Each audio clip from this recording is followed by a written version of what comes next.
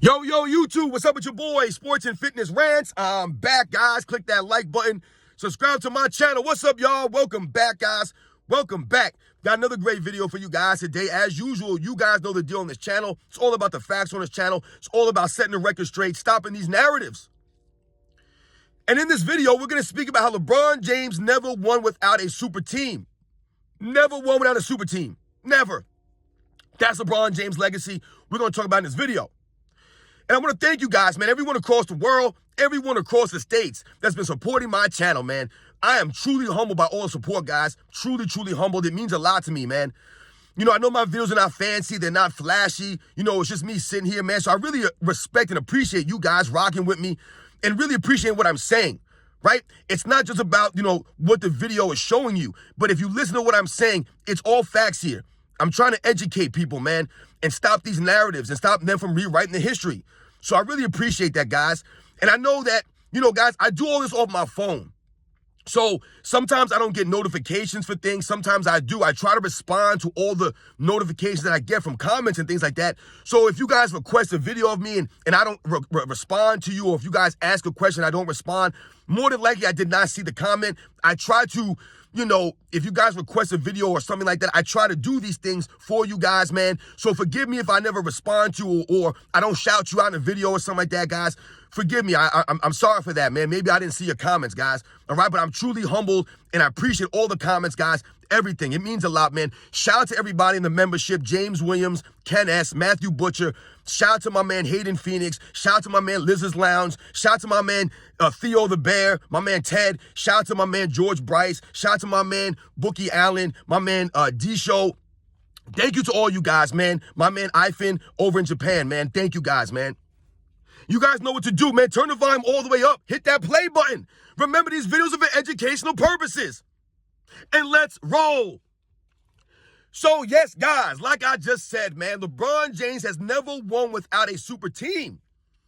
Now, many times over the years, we have heard this new narrative, right, that Michael Jordan played for a super team. There's a new narrative they just created. When I was growing up, I never heard the term super team ever being associated with any team with Michael Jordan. I've never even heard of this stuff.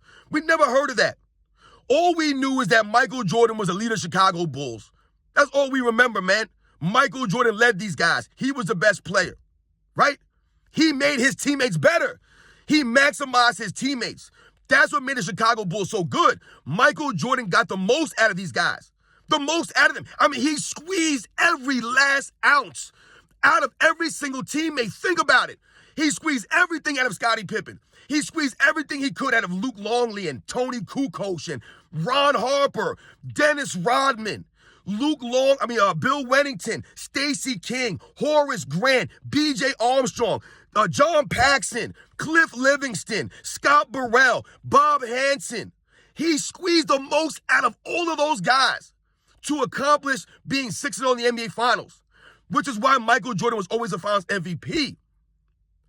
He maximized these guys. We all saw it. We were all in awe. We were all like, well, Michael Jordan's winning all these championships with essentially role players. Right, that's really what it was. But now all these years later, they're telling us that Michael Jordan's second three-peat was a super team because of Dennis Rodman and Ron Harper, Steve Kerr. Where was Ron Harper? And I love Ron Harper, man. It's not a knock on Ron Harper. But where was Ron Harper before the Chicago Bulls? He was in purgatory in the Clippers. Where was he before that? He was on the Cleveland Cavaliers getting beat by Michael Jordan and the Bulls in 88, in 89. Where was Ron Harper on that team? No one ever talked about the Cavaliers being a super team with Brad Daugherty, Mark Price, Craig Elo, Ron Harper, Hot Rod Williams. They weren't a super team. Ron Harper on the Clippers, they were no super team, right? Where was Ron Harper on the Clippers? But all of a sudden, Ron Harper is a guy that people talk about now, right? Why? Because Michael Jordan maximized him, got the most out of him. Not to say that Ron Harper wasn't a key member. I did a video on Ron Harper. Love Ron Harper, man. He was a key factor in that Bulls three-peat. But he didn't make him a super team. Steve Kerr made the Bulls super team. Where was Steve Kerr all those years before? He was a journeyman, bouncing from team to team before he got to the Bulls. That's Steve Kerr, guys. Someone tell me where Steve Kerr played for the Chicago Bulls. Does any of the LeBron fan club know? No, they don't know. Steve Kerr. Go check out Steve Kerr's three-point percentage in the NBA Finals. He's not even in the top 200 in NBA's history, guys, for the NBA Finals three-point percentage. Steve Kerr did not make the Bulls a super team. Never. Steve Kerr's not a Bulls legend, right? Dennis Rodman made the Bulls a super team, right? But where was Dennis Rodman the year before in San Antonio Spurs? Did he make them a super team with David Robinson and Sean Elliott? Did he? No. Being coached by Greg Popovich and these guys? No. Where was that? Where was that Dennis Rodman? He wasn't there, right? No. He didn't make them a super team. Michael Jordan, once again, maximizing Dennis Rodman, reviving his career, bringing him back from the ashes, right? Squeezing the most out of Dennis Rodman. Once again, it takes away nothing but Dennis Rodman. He contributed, and he was a key factor in the Bulls, but he didn't make them a super team, right? They'll tell us that the Pistons were old in 91 when the Bulls beat them. Wasn't Dennis Rodman on that team? So if he was old in 91, how does he make them a super team in 96? It's hypocrisy at its finest, guys. But when we use the same logic for LeBron James, then you can clearly see that LeBron James won every single one of his championships playing on a super team that he created, that he himself built. We think about the Miami Heat, right? We got to talk about the Miami Heat. LeBron James taking his talents to South Beach, right? Bringing along Chris Bosh with him, joining Dwayne Wade's team. That wasn't LeBron James' team. Dwayne Wade didn't join LeBron James. That's LeBron James building a super team. And now all these years later, these guys are telling us that they built that team to go against Kobe Bryant's Lakers, which they never played. So they admit to building a super team. They admit it. It's a super team. We all know LeBron James started this nonsense, right? So LeBron James won 2 championships out of 4 on a super team, which is why he gets clowned all these years later. The man went 2 for 4 after building a super team with a guy who had already won a Finals MVP, another perennial All-Star, with a bunch of very solid role players. That's super team, y'all. And LeBron James proceeded to lose 2 out of the 4. So he won 2 championships on a super team. Were the Chicago Bulls from 1991 to 1993, was anybody confused them with a super team? No. Who's better, Chris Bosh or Horace Grant? I think Chris Bosh is a better player overall. Who's better, Scottie Pippen or Dwayne Wade? I think we can all agree that Dwayne Wade's a greater all-around player than Scottie Pippen. So, obviously, you can see that LeBron James had way more help than Michael Jordan did in his first three-peat. And Michael Jordan went 3 for 3 with that team. LeBron James went 2 for 4. And really, he probably should have went 1 of 3, right? 1 and 3, 1 out of 4, because we all know that Ray Allen hitting that shot really got them to go to that Game 7. So LeBron James won 2 championships on a super team, right? That's clear as day. It's a super team. Let's think about the 2016 NBA Finals. LeBron James wins a 3rd ring on a super team. As much as people want to try to point the finger at the Golden State Warriors and say that LeBron James, man, beat the greatest team of all time, the 73-win Warriors. If you believe that the 73-win Warriors are the greatest team of all time, you are an idiot. You don't know basketball. Let's think about something here. The Golden State Warriors in 2016, yes, they won 73 games. But let's think about the NBA that they played in. They played in a load management era where teams would sit players out. So they won a lot of those games going against who? Teams that didn't have their best players playing. The league is soft, so guys miss a lot more games. So once again, their wins are inflated, right? Not saying that they didn't earn all those wins, but a lot of those wins came against who? Who they beat? A bunch of bums in the Eastern Conference? The West was always feasting off of the weak East for a lot of those years. So the Golden State Warriors would beat a lot of Eastern Conference teams. Who? Like who, though? Nobodies. He's beating nobodies out there. The Golden State Warriors were not battle-tested. So what ended up happening? They got a lot of those wins during the regular season, because once again, they were going for the record. The Chicago Bulls in 1996 won 72 games, but they didn't lose, right, their sight on what the actual goal was. The Golden State Warriors in 2016, their goal was to win 72 games or 73 games. That was their goal. The Chicago Bulls had bigger fish to fry. They had bigger things, they had bigger plans. The Golden State Warriors, right? The bar was set low for them. Oh, we're going 73 games. No one cares. The Golden State Warriors are not one of the 2016 Golden State Warriors are not one of the greatest teams of all time, guys. They're not. Yes, they had a great regular season, but let's think about their postseason run. They were down 3-1 in the Western Conference Finals. They should have lost that series, but guys like Kevin Durant, Russell Westbrook folded up, right? So guys like Klay Thompson stepped up for Steph Curry, and they ended up winning that series. But if the Warriors were so great, why would they be down 3-1? Why? Let's think about the NBA Finals now. LeBron James and the Cleveland Cavaliers come back from a 3-1 deficit. Everyone will pump up LeBron James' career for coming back from a 3-1 deficit.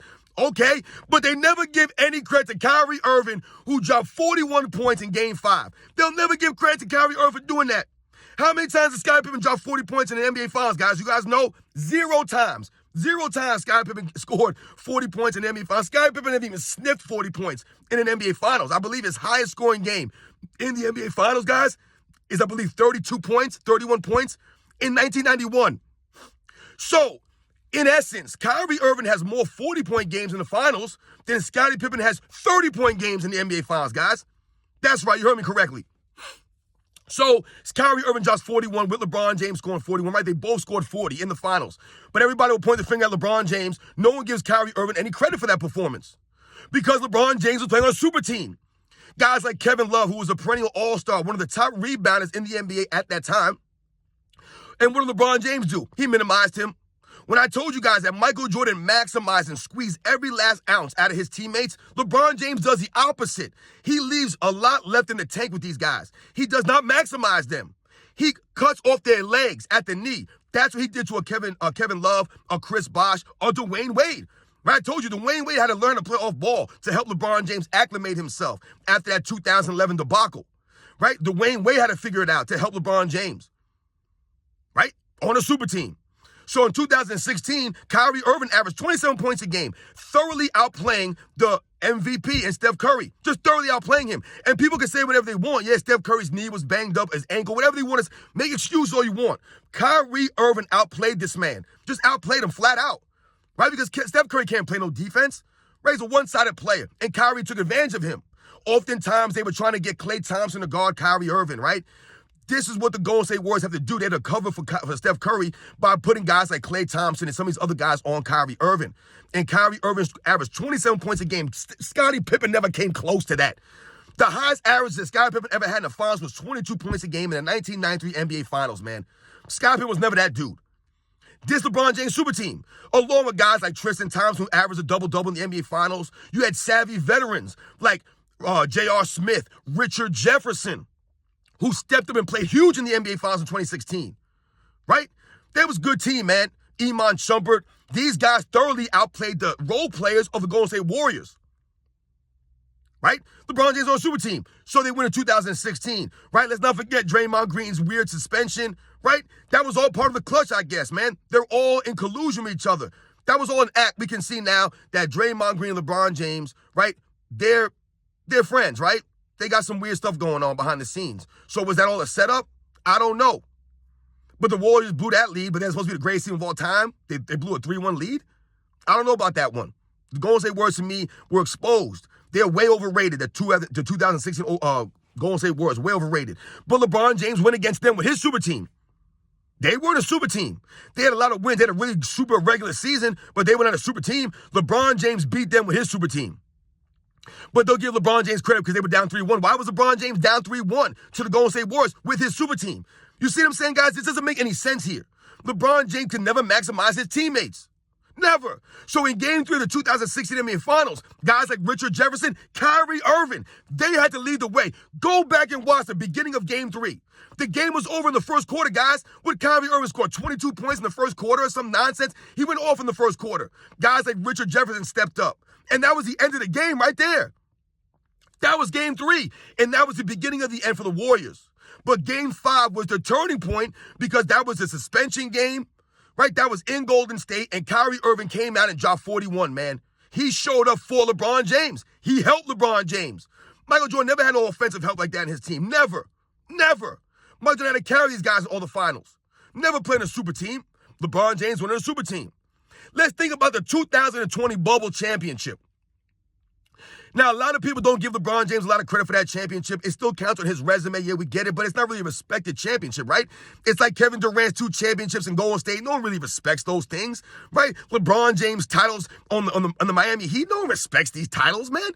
It's not well respected. Yes, they count your resume. We can't take anything away from these guys, but it's not as respected, right? It's just not.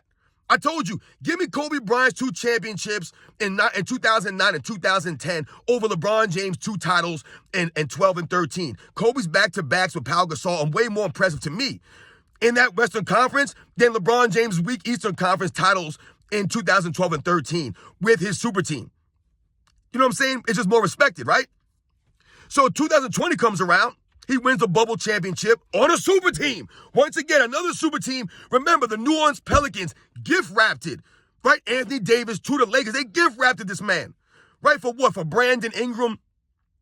They gift wrapped Anthony Davis to the team because LeBron James could not maximize Brandon Ingram, Kyle Kuzma, Lonzo Ball, none of these guys. LeBron James could not develop these guys, right? He couldn't squeeze every last ounce out of them. He couldn't push these guys in practice and make them better, hold them to a standard. None of that stuff. He couldn't do it. Remember his first year in LA? What was going on? He was fumbling and bumbling. He activated playoff mode, and then they proceeded to lose more than they won. That was LeBron's first year in LA. Because he didn't have a super team. So once he got his Anthony Davis super team, then what did he get? He got Dwight Howard, Rajon Rondo. I mean, they had a whole team. A whole team. He had, what's the other guy's name? Danny Green, who was a champion on the Spurs. That's a super team, man. Dwight Howard, LeBron James, Rajon Rondo, and Anthony Davis. That's not a super team, but Michael Jordan's 96 and 98 Bulls is a super team? Are you kidding me right now? That don't make no sense, guys. That does not add up. Anthony Davis, once again, averaged 27.7 points a game in the NBA Finals, leading all players in scoring. Leading LeBron James in scoring. Yeah, it might have only been by like a half a point or whatever it was. He still led his team in scoring. Anthony Davis, I don't ever remember Michael Jordan playing with somebody and they led him in scoring in the finals. I don't ever remember B.J. Armstrong leading Michael Jordan scoring or Scottie Pippen leading Michael Jordan scoring in the NBA Finals. None of these guys. Tony Kukoc, none of these guys led the Bulls in scoring in an NBA Finals. But that happened in the 2020 bubble title with Anthony Davis. A lot of us know that Anthony Davis probably should have won the Finals MVP, but I told you LeBron James sacrificed several games in that Finals to stat pad. The Lakers should have swept the Miami Heat. Who were the Miami Heat? They were like the number 6 seed. How many injuries did the Miami Heat have? It's so funny how the LeBron fan club will always point to injuries for Kyrie Irving and Kevin Love in 2015. They'll point to Dwayne Wade's bad knees in 2014. All these excuses for LeBron James. But when LeBron James wins, right, they don't make excuses. Right, so Draymond Green's suspension doesn't count. Steph Curry being injured in 2016 don't matter. Andrew Bogut's injuries don't matter. And I told you there are no excuses. There are no excuses. But the LeBron James fan club always has an excuse to why his team lost. Meanwhile, the Miami Heat can have all kinds of excuses. Dragic's missed several games. Bam Adebayo's missing games. Tyler Hero's missing games. The entire team was limping around. But LeBron James and Lakers won 6 games because Jimmy Butler was going crazy. And LeBron James is sacrificing wins to stat pad to make sure that he put himself in the best position to win a Finals MVP because he knows if LeBron James ever won a title and did not win Finals MVP, he knows that would be a major hit on his argument against Michael Jordan, a major hit. So he can never allow that, which is why he never lets his teammates shine, which is why he's been inconsistent in the NBA Finals. He'd rather lose the NBA Finals than allow his teammates to win a Finals MVP. That's how it comes across to me, guys. I've told you he never wanted to play in an actual system, so he continues to dominate the basketball, never helping his teammates out, never maximizing these guys because they can't get any shine. They cannot. How many times LeBron James bring out his teammate for a Finals MVP award? Michael Jordan did that, put his arms around Scottie Pippen and called Scottie Pippen his MVP. LeBron James never done that. So LeBron James had Anthony Davis, Dwight Howard, who was a 3-4-time Defensive Player of the Year award winner.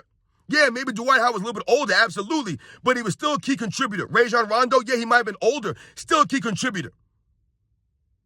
Once again, double standard for Michael Jordan. He played in a super team because Dennis Rodman and Ron Harper? How was Ron Harper? How was Dennis Rodman? But Dwight Howard, Anthony Davis, Rajon Rondo, those guys don't make him a super team? Come on, man, going against a weak Miami Heat. So LeBron James, as you can see, won all of his titles on super teams. There was not one championship that he won that he didn't have a super team. And let's think about the teams that he beat. He beat the 2012 OKC Thunder. I'm going to do a video on the teams that LeBron James beat, because to me, he didn't really beat anybody. Didn't beat anybody. Not when you're playing on a super team. How old was Kevin Durant, Russell Westbrook, and James Harden? And all those guys have been exposed. Look what the LeBron James fan club has done to Russell Westbrook and James Harden. Look at what James Harden's done to his career. So are we really going to believe in, and all these years later be like, yo, LeBron James beat Kevin Durant, Russell Westbrook, and James Harden? Yeah, on paper it sounds good, but when we all know about those guys now, they got exposed. And LeBron James beating them. What's funny to me is that they'll often use LeBron James' age, right, for the 2007 NBA Finals, and LeBron James is only 22 years old. How was Kevin Durant, Russell Westbrook, and James Harden in the 2012 Finals, guys? Go check their age and let me know if it holds up. Did they have a super team? No. LeBron James beat them with a super team. Right? When all those guys in the team, Dwayne Wade, Chris Bosh, LeBron James, Udonis Haslem, Birdman, Anderson, Rashard Lewis, all these guys that was on the Miami Heat team, they were all seasoned veterans going against all these young guys. They didn't have a super team. LeBron James beat them with a super team. Not impressive. Then he beats the 2013 San Antonio Spurs. How was Tim Duncan on that team? How old was he? They always talk about Michael Jordan beat teams when they were old. How old was Tim Duncan, guys? You see what I'm saying, guys? I'm going to do a separate video on that. But LeBron James didn't beat anybody. He had a stacked team and beat teams that were not super teams. The 2016 Warriors were not a super team. His super team beat them. They should have never been down 3-1. That's the whole point. In the 2020 bubble championship against the Miami Heat, the 2020 Miami Heat, is anybody going to remember the 2020 Miami Heat? They're nobodies, man. All the injuries they had, and the Lakers had all these guys, and they won a championship. LeBron James can't win without stacking the deck. He does not maximize his teammates. He doesn't get the most out of these guys. And LeBron James never won a championship without a super team. No matter what people say about the second three-peat Bulls, the one thing we know for sure is that the Michael Jordan Bulls of the first three-peat, 91 through 93, was far from a super team. Far from a super team. Far from it. Michael Jordan just maximized his teammates. So in 1991, they were the underdog going against the Lakers. I told you guys, and I showed that news article from the 1991, a news article, guys, that showed the only advantage that the Chicago Bulls had over the Lakers was Michael Jordan. Every other area, they gave the check mark. Even coaching, they gave the check mark to the Lakers, guys. This is what they were talking about. A lot of people going in were picking the Lakers because of their experience. But Michael Jordan maximized his teammates and led them to a victory. In 1992 against the Portland Trailblazers, let's not forget, that same Portland Trailblazers team was in the finals in 1990. Right? Before the Bulls were there. So this was their second time there. This was their first time there. Their second time in the finals. Clyde Drexler was run to the MVP. The Portland Trailblazers were actually a deeper team than the Bulls from top to bottom. When you think about guys like Clyde Drexler, Jerome Kersey, Clifford Robinson, Buck Williams, right? Kevin Duckworth, Terry Porter. They were just a deeper team than the Bulls, guys, top to bottom. Danny Ainge. All these guys, they were just deeper. Michael Jordan led these guys, right? Michael Jordan led the Bulls. We think about Game 5 in that series. Michael Jordan dropped 40+. 1993, the Phoenix Suns. The Phoenix Suns were probably a better team than the Bulls. But it was Michael Jordan having a historic finals, averaging 41 points a game, that brought the Bulls to the victory. The Suns were just a deeper team with Charles Barkley, Kevin Johnson, Dan Marley, Danny Ainge, right? Richard Dumas, right? Oliver Miller, Mark West, Tom Chambers. They were just deeper, man. But Michael Jordan always maximized his teammates and got the most out of them. So they were able to step up when it mattered most. Michael Jordan didn't win any of his championships on a super team. LeBron James won all of his championships on a super team. And another thing, too, is that LeBron James won 2 of his titles in shortened seasons. Think about that, guys. You guys know the deal, man. Once again, this ain't Heat. I know this video went long, guys. It's the truth, man. Catch you guys on the next one.